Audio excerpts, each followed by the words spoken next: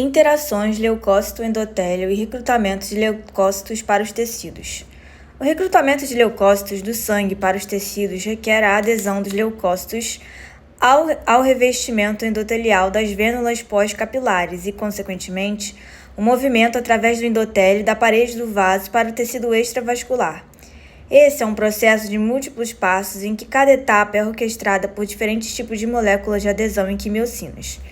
Estudos das interações entre os leucócitos e endotélios in vitro são condições que minimizam o fluxo sanguíneo e, in vivo, usando técnicas de microscopia intravital, estabeleceram uma sequência de eventos comuns para a migração da maioria dos leucócitos na maior parte dos tecidos. As etapas desse processo são descritas a seguir. Rolamento de leucócitos sobre o endotélio mediado por selectina. Macrófagos, células dendríticas e outras células que encontram micro-organismos nos tecidos extravasculares são ativadas para secretar citocinas, incluindo fator de necrose tumoral, TNF, interleucina 1 e L1. Essas citocinas estimulam a expressão de E-selectina pelas células endoteliais que revestem as vênulas pós-capilares. As células endoteliais também expressam P-selectina em resposta à histamina, liberada pelos mastócitos ativados por micro-organismos, e em resposta à trombina, produzida durante a coagulação sanguínea, que normalmente ocorre em reações inflamatórias. Nos sítios de inflamação, os vasos sanguíneos se dilatam e o fluxo sanguíneo fica mais lento. Como resultado, os leucócitos que são maiores do que as hemácias tendem a se mover para fora do eixo axial central do fluxo sanguíneo e mais próximos do revestimento do vaso, um processo conhecido como marginação.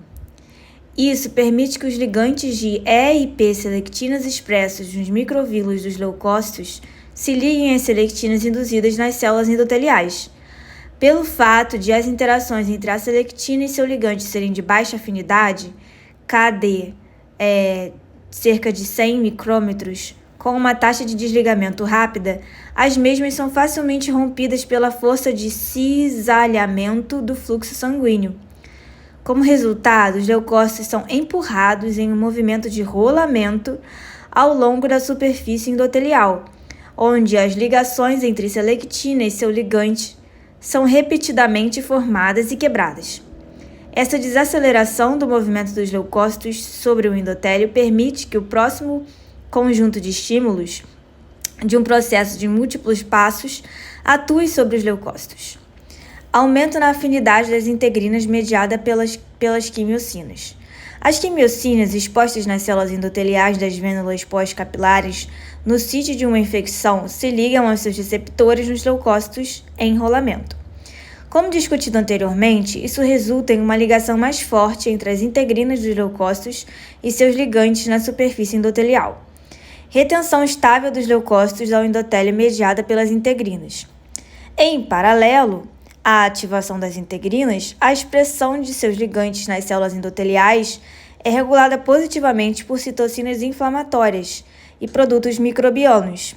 Esses ligantes incluem VCAM1, a qual se liga a integrina VLA4, e ICAM1, a qual se liga às integrinas LFA1 e MAC1. Assim, os leucócitos se ligam firmemente ao endotélio, seu citoesqueleto é reorganizado e eles se espalham para fora da superfície endotelial. Transmigração de leucócitos através do endotélio. Os leucócitos geralmente transmigram por entre as bordas das células endoteliais, processo chamado de transmigração paracelular ou diapedese, para alcançar os tecidos extravasculares, ou seja, a gente já ouviu falar da diapedese, né? Então, ele vai migrar na bordinha lá do endotélio para alcançar os tecidos que estão fora dos vasos, extravasculares.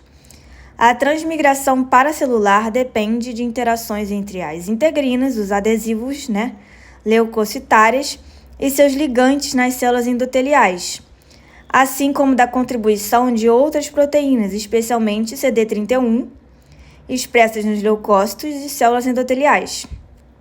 Esse processo necessita de um rompimento transiente e reversível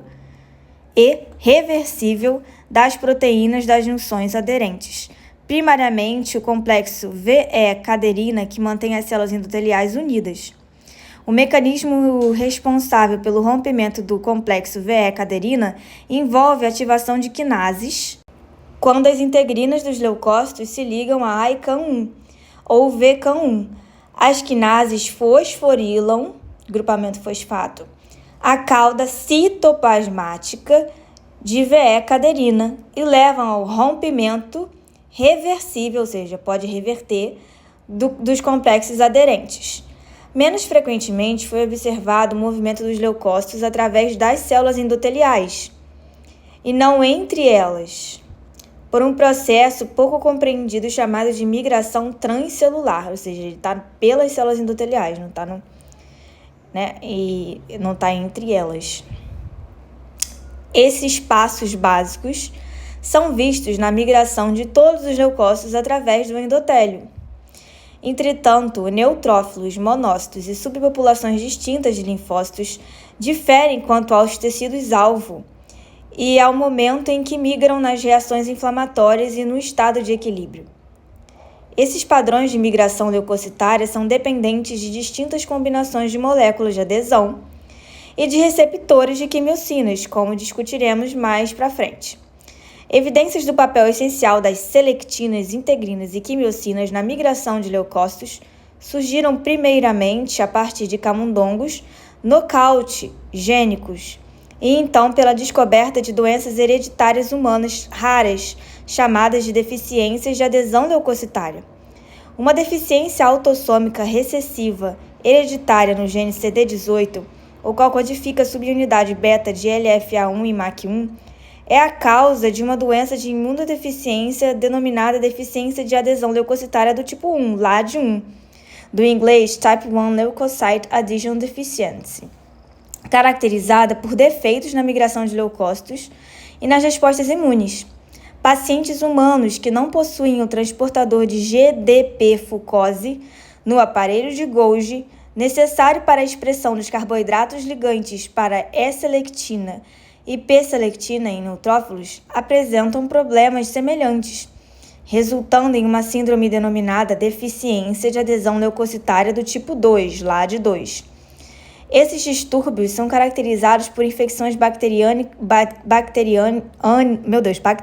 e fúngicas recorrentes, ausência do acúmulo de neutrófilos nos sítios de infecção e defeitos nas funções dos linfócitos dependentes de aderência. Mutações humanas raras nas vias de sinalização que conectam os receptores de quimiocinas à ativação das integrinas também resultam no comprometimento da adesão leucocitária e no recrutamento de leucócitos para os tecidos e, consequentemente, na defesa ineficiente dos leucócitos contra as infecções, caracterizando uma síndrome denominada deficiência de adesão leucocitária do tipo 3, LAD3.